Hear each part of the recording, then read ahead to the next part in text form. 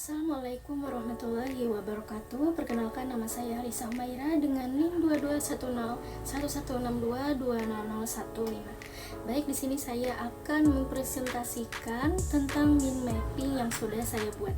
Sebelumnya saya sudah mewawancarai salah satu siswa. Saya bertanya kepada dia, apa sih materi yang menurut dia itu susah dalam pelajaran bahasa Indonesia.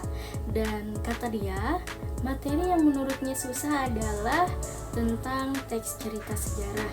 Jadi di sini saya akan menjelaskan materi yang ada pada mind map yang sudah saya buat tentang teks cerita sejarah. Sebelumnya saya akan menampilkan mind map yang sudah saya buat pada slide selanjutnya.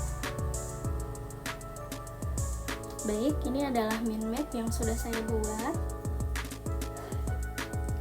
Selanjutnya saya akan menjelaskan tentang materi yang ada pada mind map yang sudah saya buat. Untuk yang pertama adalah pengertian dan tujuan teks cerita sejarah. Teks cerita sejarah adalah tulisan yang menceritakan peristiwa atau fakta penting dari masa lalu dengan tujuan mendokumentasikan dan menyampaikan informasi. Teks ini dapat berupa narasi yang menggabungkan fakta-fakta sejarah dengan elemen cerita seperti karakter, latar, dan konflik, sehingga lebih menarik dan mudah dipahami. Tujuan teks cerita sejarah sendiri, pertama, mendokumentasikan peristiwa, menyimpan catatan penting dari sejarah agar tidak terlupakan dan dapat diakses oleh generasi mendatang. Yang kedua, edukasi, memberikan pemahaman tentang peristiwa, tokoh, dan konteks sejarah kepada pembaca, sehingga mereka dapat belajar dari pengalaman masa lalu. Ketiga, mengunggah minat, mendorong minat dan ketertarikan pembaca terhadap sejarah melalui penyampaian yang naratif dan menarik. Keempat, refleksi sosial, mendorong pembaca untuk merenungkan nilai-nilai yang terkandung dalam peristiwa sejarah serta dampaknya terhadap kondisi sosial dan budaya saat ini.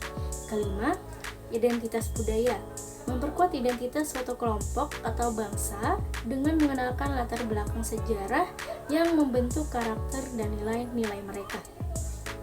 Lalu, yang kedua adalah struktur teks cerita sejarah.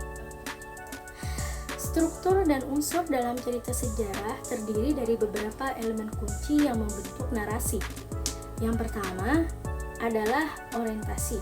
Orientasi adalah bagian awal yang memperkenalkan konteks cerita. Ini mencakup informasi tentang waktu, tempat, dan tokoh-tokoh utama. Tujuannya adalah untuk menyiapkan pembaca dengan latar belakang yang diperlukan untuk memahami peristiwa yang akan diceritakan.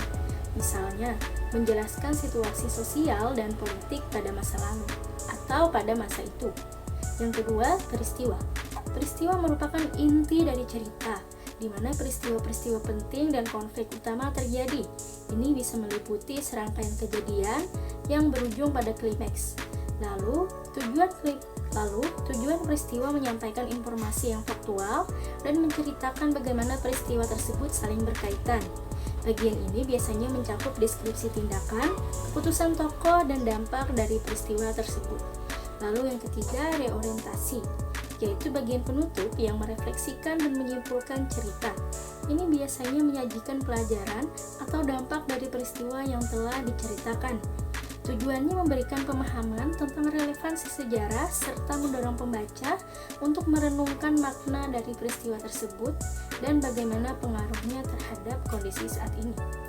Lalu, apa saja sih contoh teks cerita sejarah yang menggambarkan peristiwa penting dalam sejarah? Yang pertama adalah Perang Diponegoro tahun 1825 sampai 1830. Cerita Perang Diponegoro ini menceritakan tentang perjuangan Pangeran Diponegoro melawan penjajahan Belanda di Jawa. Teks ini menggambarkan latar belakang konflik, motivasi Pangeran Diponegoro, serta dampak perangnya terhadap masyarakat Jawa. Lalu, ciri kebahasaan dalam teks cerita sejarah. Ciri kebahasaan dalam teks cerita sejarah meliputi 1. Bahasa formal. menggunakan bahasa yang baku dan resmi untuk menjaga keseriusan dan keakuratan informasi. Kedua, objektivitas, menyajikan fakta dengan sudut pandang yang netral tanpa bias pribadi. Ketiga, kronologis, mengatur peristiwa dalam urutan waktu yang jelas, memudahkan pemahaman alur cerita. Keempat, deskriptif, menggambarkan tokoh, tempat, dan peristiwa secara detail untuk menciptakan imajinasi pembaca. Kelima, penggunaan istilah khusus, memakai istilah sejarah yang relevan seperti nama tempat, peristiwa, dan tokoh untuk memberikan keakuratan dan konteks. Keenam, dialog, kadang menyertakan percakapan antara tokoh untuk memberikan nuansa dan mendekatkan pembaca pada situasi. Lalu, menganalisis nilai sejarah dalam teks cerita sejarah. Analisis nilai sejarah dalam teks cerita sejarah melibatkan pengidentifikasian pelajaran dan makna yang dapat diambil dari peristiwa masa lalu. Berikut beberapa aspek yang dapat dianalisis. Pertama, pelajaran moral. Menyimpulkan nilai-nilai yang terkandung dalam peristiwa seperti keberanian, keadilan, dan pengorbanan. Kedua, konsekuensi sosial. Menggali dampak dari peristiwa terhadap masyarakat, budaya, dan identitas suatu kelompok atau bangsa. Ketiga, refleksi identitas. Menilai bagaimana peristiwa sejarah membentuk identitas kolektif dan kesadaran nasional. Keempat, peringatan terhadap kesalahan. Mengingatkan tentang kesalahan masa lalu agar tidak terulang di masa depan, seperti konflik atau penindasan. Kelima, relevansi kontemporer. Menghubungkan pelajaran dari sejarah dengan kondisi dan tantangan yang dihadapi masyarakat saat ini. Itu tadi adalah penjelasan tentang materi teks cerita sejarah. Setelah sudah disampaikan beberapa materi yang ada dalam teks cerita sejarah tersebut, mungkin yang bisa kita dapatkan dari siswa adalah bagaimana penulisan teks cerita sejarah dan diskusi serta presentasi teks cerita sejarah oleh siswa-siswa. Terima kasih.